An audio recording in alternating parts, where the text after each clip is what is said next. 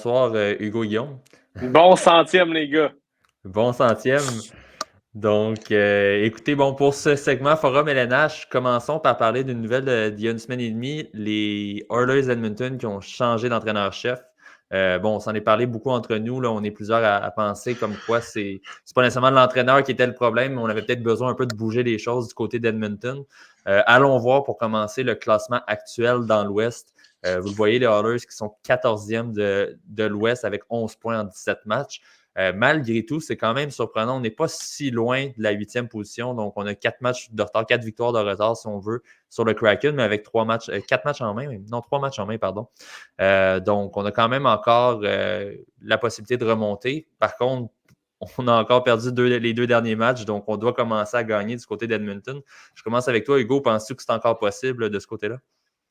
C'est extrêmement difficile. La seule manière que ça va être possible pour les Oilers, c'est en allant chercher un gardien de but. Puis ça tombe bien parce qu'on a un intérêt envers les Canadiens pour nos gardiens de but. Maintenant, c'est de voir qui on est prêt à échanger. Je sais que Ken Holland a beaucoup d'intérêt envers Samuel Montembeault, mais ça va être une décision à prendre là, du côté des Oilers parce que ça nous coûte des victoires, même si l'équipe travaille fort, même si on essaie de restructurer notre système de jeu. Il y a trop de mauvais buts qui rentrent. C'est pas Carbon Baker qui va faire gagner l'équipe, ça c'est sûr et certain.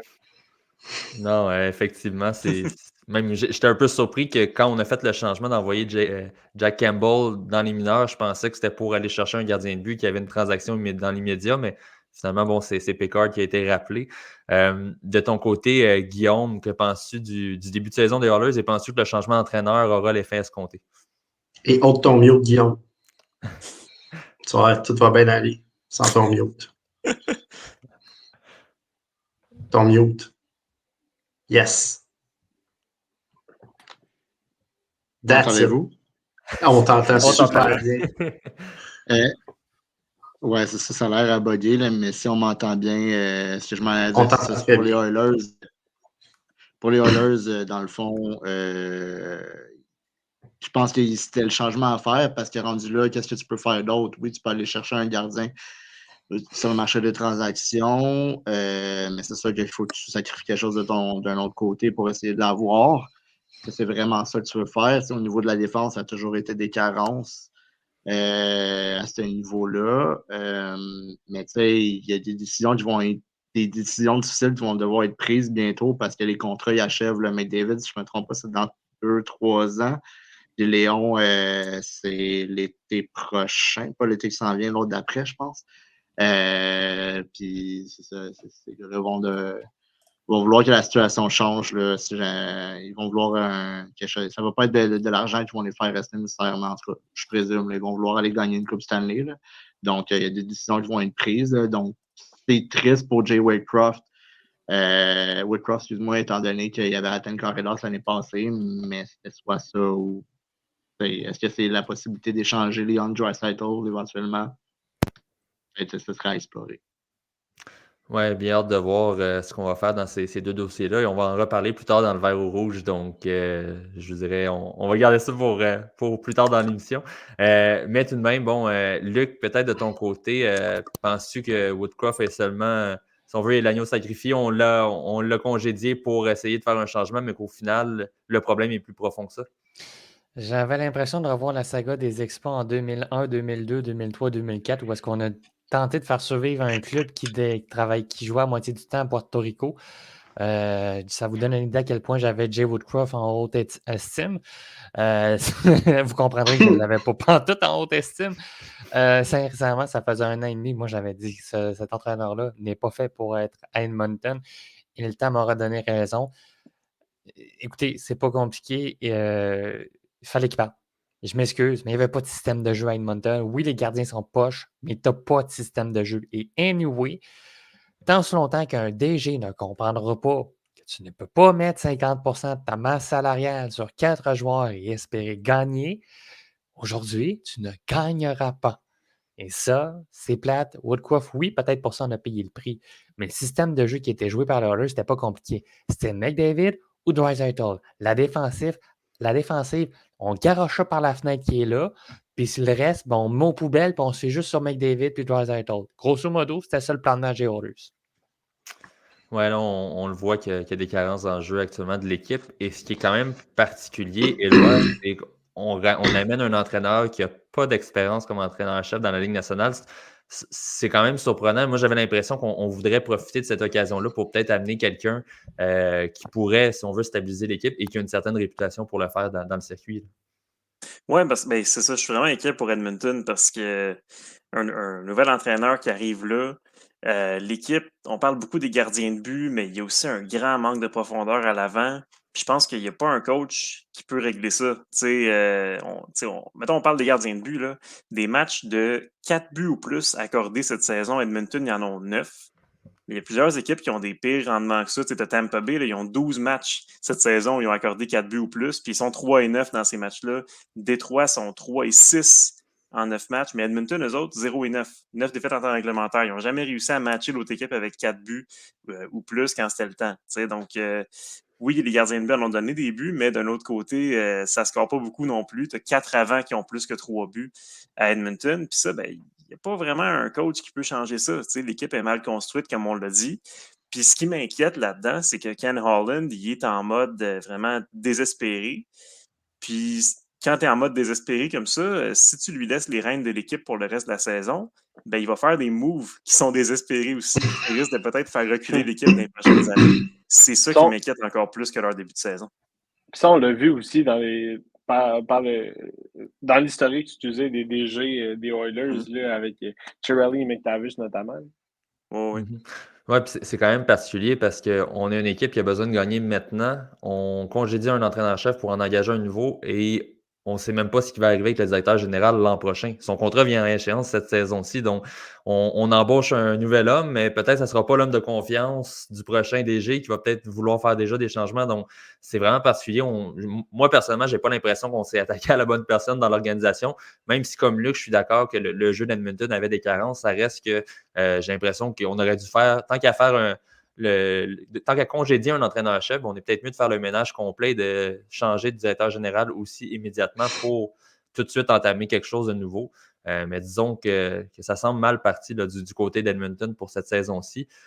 Pour ceux qui nous écoutent en direct, n'hésitez pas là, à commenter en fait, vos perceptions par rapport à ce qui se passe du côté d'Edmonton.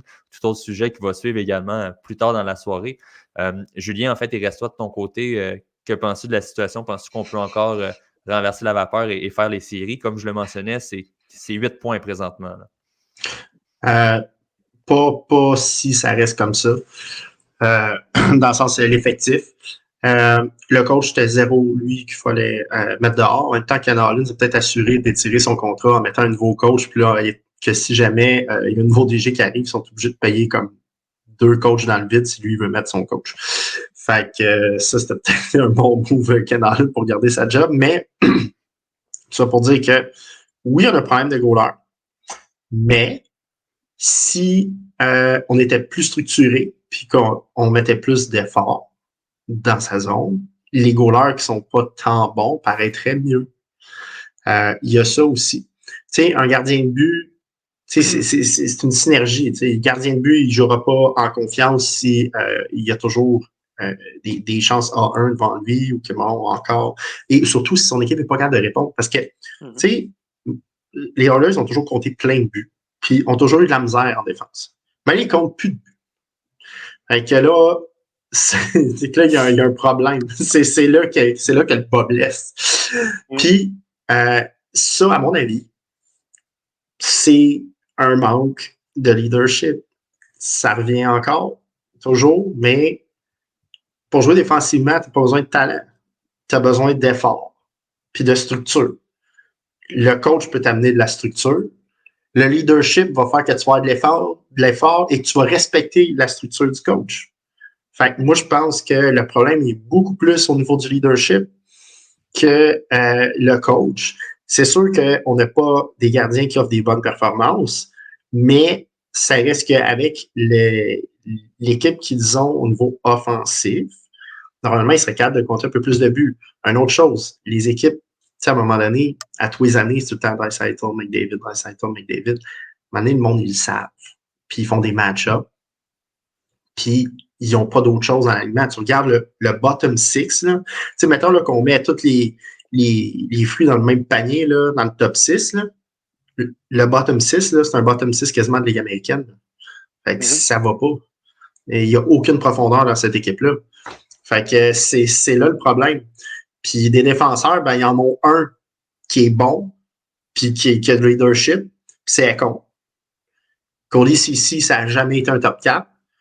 Brett Kulak, ça n'a jamais été un top 4. Dernis, ça n'a jamais été un top 4. Nurse, c'est certainement pas un top 2. C'est un 3-4e défenseur, puis qui est payé à 9,5. Fait que, tu sais, ça marche pas, là. Evan Bouchard, c'est un jeune unidimensionnel offensif. Mais il n'est pas encadré, Evan Bouchard. Ben, Non, mais- il n'y a pas de leadership, il n'y a pas de structure, c'est Exact. sûr qu'il n'est pas encadré. Exact. Ce que tu amènes, que je trouve intéressant, puis j'ai vraiment vu les Maple Leafs de Toronto dans ce que tu disais. Tu sais, en termes d'alignement, c'est très similaire. Ce qu'on regarde Toronto, Edmonton. Un excellent top 6, un top 6 à 12 qui a plus de difficultés. Et par la suite, la défense qui est poreuse, un gardien de but juste correct. Mais à Toronto, ça fonctionne. Parce qu'à tout le moins, les bons attaquants, il y a une structure de ce côté-là. Tu sais. Je joue des Donc, deux sens. Matthews, c'est lui qui a bloqué le plus de tirs en série des attaquants l'année passée. Tu sais, c'est. et même C'est ça la Campbell différence. a bien paru à Toronto. Ouais, Et je vais rajouter qu'ils ont plus de profondeur quand même, Toronto à l'attaque, si tu compares à Edmonton. Parce que déjà, ils ont 4 gars qui font des saisons d'au-dessus de 80 points. Puis, tu sais, en bas, tu as quand même des Domi, tu as les nouveaux, là, Nice, puis tu as aussi d'autres vétérans, là, le fun en bas. Oui, ça, c'est des excellents bons. Ça, c'est des joueurs de la Ligue nationale, là. C'est pas des joueurs de la Ligue américaine, là. Fait que c'est pour ça que vraiment, il y a un problème de structure salariale, ça, c'est clair. Mais il y a un problème de structure sur la glace. Puis il y a un problème de leadership. Luc, je vais montrer, en fait, on a Pierre-Luc qui nous écrit en commentaire, Stuart Skinner est un gardien de séquence, mais avec le jeu de va-et-vient de Campbell, il n'a pas pu prendre son envol, à son avis. Donc, avec Campbell à la Ligue américaine, Skinner va pouvoir retrouver son niveau. Effectivement, c'est vrai quand même que Skinner pourrait peut-être bénéficier d'avoir un peu plus de matchs. On l'a vu en fin de saison l'an dernier, quand il a pris les rênes devant le filet, ben, à ce moment-là, mieux garder les buts, mais encore là, il reste à voir s'il va pouvoir poursuivre son développement parce que c'était quand même coup-ci coup-ça depuis le début de la saison et même depuis la dernière semaine, c'est pas parfait non plus. Mais encore une fois, donnez-y des départs aussi. Arrêtez de mettre Calvin Pickett dans les buts. Il faut qu'il se bâtisse une confiance, Stuart Skinner. Mais c'est dur, ça fait proche en avant de se bâtir une confiance. C'est ça l'affaire. Ouais. Luc, tu voulais dire quelque chose? Excuse-moi, Joël, ta job d'animateur. C'est correct. Moi, je vais vous dire ceci. J'aime bien. Sincèrement, là, on fait des blagues sur ces Maple Leafs, puis c'est bien correct, mais je tiens à rappeler qu'ils ont quand même sont fait éliminer par les finalistes de l'Est. Pareil, on a beau rire des Leafs, il faut dire la réalité pareil. Sincèrement, cette année encore, j'ai plus confiance en l'alignement des Leafs que l'alignement des Oilers. C'est plate à dire, mais c'est ça. C'est sûr. À défaut d'avoir des défenseurs qui sont explosifs offensivement et qui transportent la rondelle, au moins, chez les Leafs, tu as des défenseurs qui sont vétérans. Tu sais, Riley n'est plus nécessairement top shape, là, on s'entend. C'est plus aussi explosif. Mais je veux dire, tu as des vétérans défenseurs comme Mike Giordano qui savent au moins jouer défensivement dans leur territoire, qui vont peut-être se faire battre en 1 contre 1, en repli défensif, mais au moins dans leur zone, ils sont capables de se dépouiller, ce que tu n'as quasiment pas à Edmonton. Il y a McCabe aussi, puis il y a le gros là, qui était le gros Québécois des Anaheim. Simon Benoît. Simon Benoît aussi. C'est intéressant, ça, cette addition-là. C'est un bon défenseur à Anaheim l'année passée, Simon Benoît. Même TJ Brody, là, je veux dire, c'est un bon shutdown qui fait sa job. C'est un shutdown. Ouais, exact. Ouais. Vous me décevez, par contre, personne n'a parlé de William Legason, la légende du Canadien. Mais lui, tu vois, il retourne à Edmonton, il joue sur un top 4.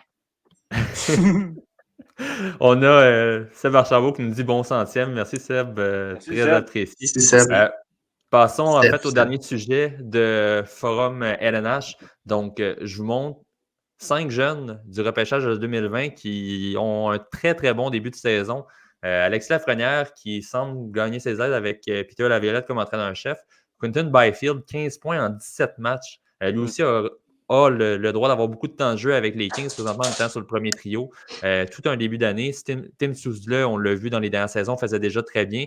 Lucas Raymond qui se reprend après une deuxième année plus décevante et Jake Sanderson qui confirme avec son nouveau contrat. Donc, je vais vous passer un après l'autre, peut-être me dire qui, parmi ceux-ci, vous surprend le plus depuis le début de l'année. Donc, je vais commencer avec toi, Guillaume.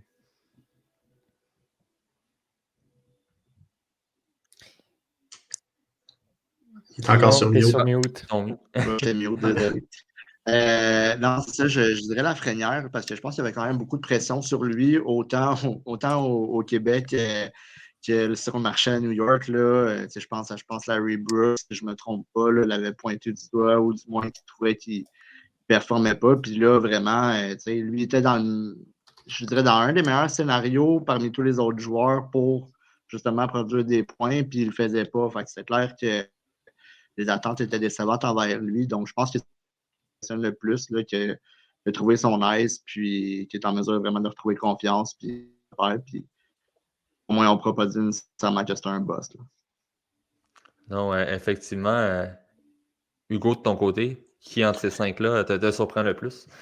Ben moi, je dois dire que j'aime beaucoup comment Quentin Byfield se comporte en ce moment. Je pense qu'en étant le deuxième choix de ce draft-là après Lafrenière, ça a été, avec des gabarits aussi similaires, là, ça a été un gros débat. Je t'attends que Lafrenière prenne vraiment le dessus sur les rankings, mais de la manière qu'il se comporte, de la manière qu'il joue avec les Kings, on voit qu'il est beaucoup plus mature aussi. Puis, chose que j'aime beaucoup, c'est qu'on ne le fait pas jouer au centre, on le fait jouer à l'aile de Kopitar, et ça, je pense que ça lui inspire confiance. Ben, écoute, il gagne en maturité aussi avec ça parce que Kopitar, c'est un des meilleurs. Ben, en fait, c'est un des joueurs les plus responsables de la Ligue, sinon le plus responsable de la Ligue. Donc, c'est sûr qu'il apprend du meilleur présentement.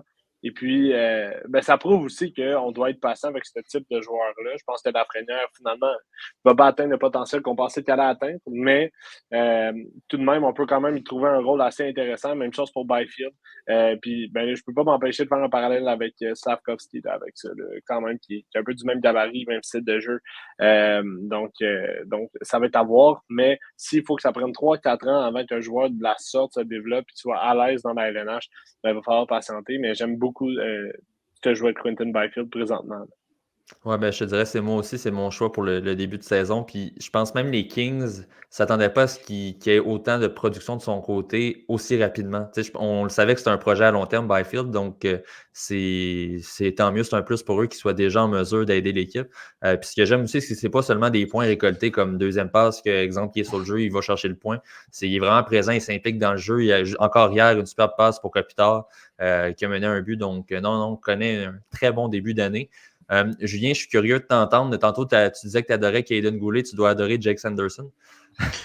Écoute, ce qui est fou là, du tableau que tu as montré, c'est qu'on est, je pense, tous d'accord que les deux meilleurs, c'est les deux d'Ottawa. Oui. C'est hallucinant. C'est Oui. fou. Là. Ottawa, là, wow, quel repêchage incroyable. Moi, c'est qui m'impressionne le plus? My God. Sanderson m'impressionne solide. Mais je voyais avec Byfield dans le sens que je ne m'attendais pas à ça. Mais ça reste que Sanderson. À jouer quasiment 25 minutes à son par âge, match, là, c'est bon.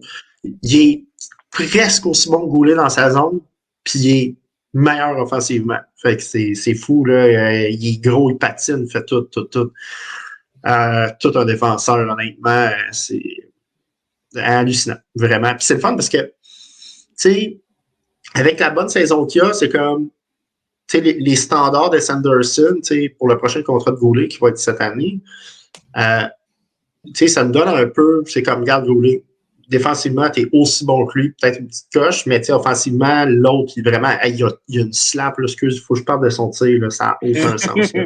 Ça défonce la vie, là. Mais tout ça pour dire que c'est comme Goulet, on va l'avoir moins cher que ça normalement. Logiquement, là, ça va être plus autour de 7 à peu près. Là, fait que c'est intéressant quand même pour le Canadien aussi. Si on peut signer un Pietrangelo numéro 2-ish à 7 millions à ses 22-23 ans, ça va être excellent là, pour la suite des choses. Surtout avec l'historique de blessure, peut-être qu'il joue un peu contre Goulet, donc pourrait permettre aux Canadiens d'aller chercher un petit peu moins cher. Donc, ouais, pourrait être intéressant tout de même. Luc, de ton côté, lequel de ces 5 joueurs-là t'impressionne le plus? Ça peut être un autre du repêchage de 2020 aussi, si tu en as un en tête. J'en ai pas un en tête parce que moi, il m'impressionne depuis le jour 1. Et bon, j'ai un faible aussi parce que j'aime beaucoup ce pays-là. Tim Stützle. Il m'impressionne pour la simple et bonne raison. Claude Giroux est en train de revivre une deuxième fontaine de jouvence. On vient d'aller lui chercher un booster pack que personne ne pensait être en mesure qu'elle allait être capable d'aller chercher en signant à Ottawa. Et il est en train de faire donner des ailes à Mathieu Joseph également. Ça, là, c'est absolument phénoménal. Sincèrement, pensez-vous que Mathieu Joseph aurait quasiment 1 point par match avec les Sénateurs d'Ottawa? Si oui, je ne vous crée pas pour Saint-Saëns. Je suis désolé. Surtout qu'on voulait s'en débarrasser au début de l'année. Exactement. Donc, il joue avec un vétéran qui est plus proche de la retraite que bien des joueurs dans la Ligue nationale de hockey en haut de 35 ans.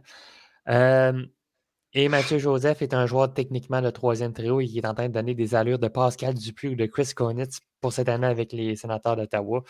Donc, juste pour ça, et compte tenu du fait que Byfield, Lafrenière et Raymond ne jouent pas à leur... Non, Raymond joue peut-être à sa position naturelle, mais Byfield et Lafrenière ne jouent pas à leur position naturelle. Je donne crédit encore une fois à Tim Stützle pour le joueur qui me surprend le plus. Et Jake Sanderson, je ne le mets pas. Pourquoi? Parce qu'il doit compenser du fait que Chabot est blessé. Je te dirais, personnellement, Stützle est mon préféré de ce repêchage-là, mais c'est pas celui qui m'impressionne le plus. Mais je le voyais comme premier. Mais moi, il m'impressionne encore parce il démontre à quel point il est bon, parce qu'il est capable de faire produire encore plus qu'on pensait à des joueurs qu'on se disait, c'est un joueur de troisième trio. Oui, effectivement. Juste pour revenir, tantôt on parlait de Jake Sanderson. On se rappelle à ce repêchage-là, il y avait beaucoup de discussions à savoir qui serait le premier défenseur repêché entre lui et Jamie Drysdale, donc à Anaheim. Et Drysdale a peut-être un début de carrière, bon, encore là les blessures, mais un petit peu plus au ralenti du côté d'Anaheim. Éloi, de ton côté, pour terminer, lequel des joueurs de ces joueurs-là ou d'un autre joueur du repêchage 2020 t'impressionne le plus? Ben là, j'ai pitié de Lucas Raymond. Pas grand monde a parlé de lui dans ce segment-là. Il a quand même 7 buts en 17 matchs. Mais ça sera pas juste à dire que c'est ton pays préféré, la Suède, ça va passer. Non, mais je vais dire Jake Sanderson. Pour vrai, écoute, quasiment 24 minutes par match en jouant avec Artem Zub. Puis, tu sais, je respecte Artem Zub. J'ai pas de problème avec Artem Zub, mais quand même, là, il fait bien paraître Artem Zub, tu sais. Puis, Ottawa, Sanderson, pour vrai, il a un rôle primordial. Julien en a parlé du côté offensif. Défensivement, les tirs bloqués sont présents aussi. C'est pas le gars le plus physique, mais sinon, là, toutes les aptitudes sont là, comme on a dit, comme Goulet. Puis parmi les 24 ans et moins, il y a juste 4 défenseurs qu'on voit sur la glace plus souvent que lui cette année. C'est Quinn Hughes, c'est Dallin, c'est Hayes Cannon, c'est Dobson. Puis Sanderson, ben lui, il a 21 ans. Donc, il se compare à ces gars-là déjà en termes de temps de glace. Puis oui, Chabot n'est pas là, mais quand même, c'est vraiment un gars exceptionnel pour les Sénateurs. Puis on parlait de Goulet, ben Sanderson, il va être là à Ottawa pour longtemps aussi. Non, effectivement, j'ai bien hâte de voir comment ces 5 joueurs-là vont évoluer. Ils sont refaits encore là dans 2 ou 3 ans, ce classement-là, juste voir lesquels vont avoir poursuivi leur développement. Mais ça semble jusqu'à maintenant être un très bon repêchage cette année-là.